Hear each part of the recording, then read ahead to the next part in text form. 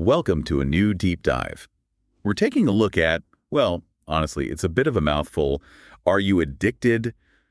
Version 2016.pdf? Yeah, I know, kind of a clunky title, but the ideas inside, let me tell you, they really get you thinking. I'll say. I mean, you see that and think, oh, addiction, we all know what that is. But this document, it really throws a curveball at those assumptions we all have about what addiction even is. Totally.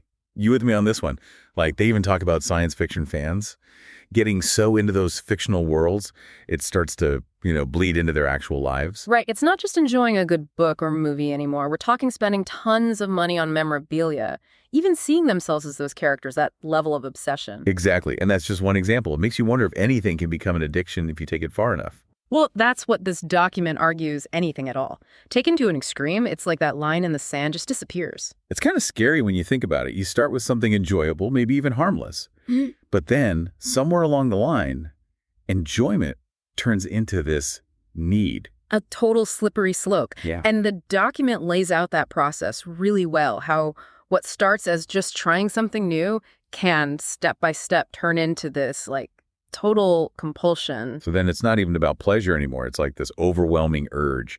You got to have it no matter what. And that's often how addiction sneaks up on you. You don't even realize it's happening until you're already in over your head. It's like, remember that study from the Netherlands where they ranked how harmful different drugs are? Oh, yeah. I remember reading about that. They were looking at everything, right? Not just the illegal stuff, but alcohol, tobacco, the whole 9 yards. Exactly. And, get this, alcohol and tobacco, they were considered more harmful overall than a lot of the illegal substances. Wait, seriously? Seriously. Of course, heroin and crack were still ranked as more harmful. But the fact that legal substances were higher on the list than a lot of illegal ones makes you think twice. No kidding. It's like those assumptions we have about what's bad and what's worse, they just get flipped on their head. Completely. And the document keeps going with these thought-provoking comparisons. Like, they compare addiction to ice cream. Ice cream. Okay, now that's just weird. Seems that way, right. But it's a surprisingly effective way to explain how the environment plays a huge role in addiction. Go on. Think about it. How often do you crave ice cream in the middle of winter? Or on a scorching hot day? Probably not that often. Yeah, true. But in those in-between months, when the weather's nice, that's when those ice cream cravings can really hit, especially if you're somewhere where it's readily available. It's about accessibility and context just as much as the thing itself. Okay, that actually makes sense. So it's not just about the substance or activity being addictive in itself. It's about our environment making it easier or harder to resist those cravings. Exactly. It's this whole interplay of factors that we might not even be aware of. Like, remember that saying, out of sight, out of mind? Well, this is kind of like the opposite. If it's always around, it's that much harder to say no. And that's where the brain comes in, right? The document goes deep on how dopamine, that feel-good chemical, plays a major role in all of this. Oh, yeah. Dopamine, that little chemical messenger, is at the heart of addiction. So how does it work exactly? Fill us in. It's like, when you finally grab a bite to eat after being hungry, your brain's like, yes, you did it. Survival achieved. That's dopamine right there. Reward system firing on all cylinders. Exactly. But with addictive stuff, it's not just a little good job from the brain. It's like a full-on celebration. Totally. It's like the difference between a nice, relaxing dinner and, winning the lottery, dopamine-wise. And over time, your poor brain starts getting all these mixed signals. It's like, wait, this is what life's all about. Forget food, forget water. Got to have more of that. The document actually uses this example. Imagine a little mouse, right, in a cage. There's this lever, and every time it pushes it, boom, little treat. That's your regular dopamine hit. Gotcha. Makes sense. Now, amp up that reward by tenfold. Suddenly, those treats are the best thing the mouse has ever experienced. That's kind of like what happens with addiction. The brain gets hooked on that super intense reward. So it's like we're all just mice in a cage hitting that lever for our dopamine fix. Makes you think. Well, maybe not exactly, but you get the idea. The more we give in to that craving, the stronger it gets, and the harder it is to break free. And that, my friend, is how we get hooked. So we've got the individual level, that dopamine rush that keeps you coming back for more. But then there's the bigger picture, right? The impact on society as a whole. Absolutely. This document dives into some pretty eye-opening stats about the economic cost of addiction. They talk about smoking and drinking habits in the workforce, specifically in China, and the numbers are staggering. Let me guess, not good. Not good at all. We're talking about a company with just 100 employees potentially losing 3,360,000 RMB a year just from smoking-related productivity loss. Wow. That's wild. It really adds up. And we're not even talking about the healthcare costs, the accidents, all the other issues that come with substance abuse. Not to mention the impact on families, relationships, all of that. Exactly. It's this ripple effect that extends far beyond the individual. And, the document makes an interesting point about alcohol and how it's often tied to cultural norms. Yeah, what's that about?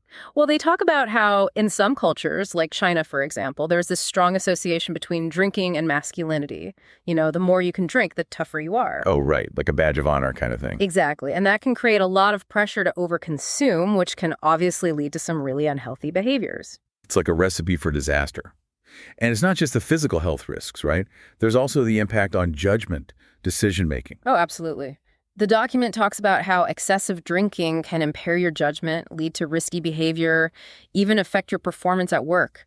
Speaking of work, remember how the document talked about the influence of teachers? That always stuck with me. Oh, yeah. Especially in a culture like China where teachers are super respected. It's like they have this incredible platform to influence young minds. It's easy to forget how much kids pick up on just by observing the adults around them. Right. And the document points out that there are over 10 million primary and secondary school teachers in China alone.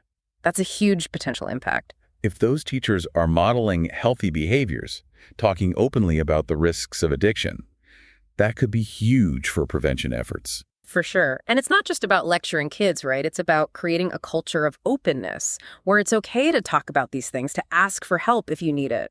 That kind of open dialogue is so important, especially when it comes to kids. And it's not always easy to have those conversations, especially with teenagers. Oh, tell me about it. But the document emphasizes the importance of parental involvement, no matter how tough it gets. Easier said than done, sometimes. But you're right, that support system is crucial. Whether it's family, friends, or professional help, knowing you're not alone in this makes a world of difference. It's that whole idea of it takes a village, right? And that's true for so many things in life, not just addiction. But speaking of addiction, this document doesn't just lay out all the problems. It actually offers some hope, too, with advice on how to break free. Totally. And I like that it doesn't pretend there's this magic, one-size-fits-all solution. Everyone's different. What works for one person might not work for another. So it's about finding your own path, that personalized approach to recovery. Exactly. But there are some general principles that can be helpful no matter who you are, like setting realistic goals for yourself. Instead of going for a complete 180 overnight. Exactly. Start small, build from there. And having that support system we were just talking about, that's crucial. Family, friends, even professional help if you need it. There's zero shame in asking for help. It's more about strength, really. Recognizing you don't have to go through this alone. 100%. And one more thing that stuck with me, the document talks about how setbacks are totally normal. Yeah, it's not always going to be a straight line to recovery. Right. It's a process with ups and downs, but it's about progress, not perfection. You fall down, you get back up, and you keep moving forward. Love that. So we've talked a lot about the individual experience of addiction, how it affects the brain, the choices we make. But this document really highlights the societal impact, too, with all those statistics about economic cost, the burden on families.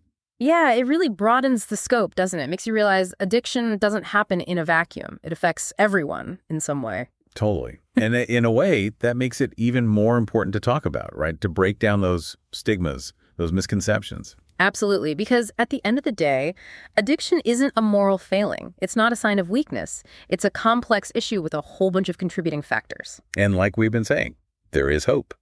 With the right support, the right tools, people can and do recover. They absolutely do. So as we wrap up our little deep dive here into Are You Addicted? Version 2016.pdf, I'm left thinking about that question the document poses towards the end, about technology. Oh, yeah.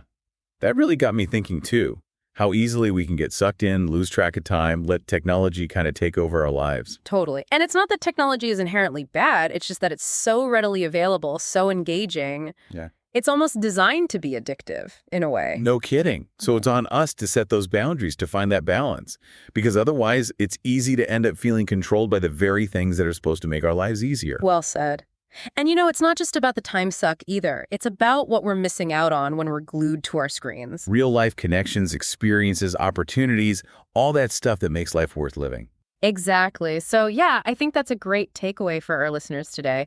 As you go about your day, just take a moment to check in with yourself. Yeah? Like, is your phone still an extension of your hand? Exactly. Are you choosing how you spend your time, or is technology kind of making those choices for you? It's all about being mindful, present. And if things feel a little out of whack, well, maybe it's time to make a change. Couldn't have said it better myself. Thanks for diving in with me today. Always a pleasure. Till next time, everyone, keep those brains engaged and those deep dives going.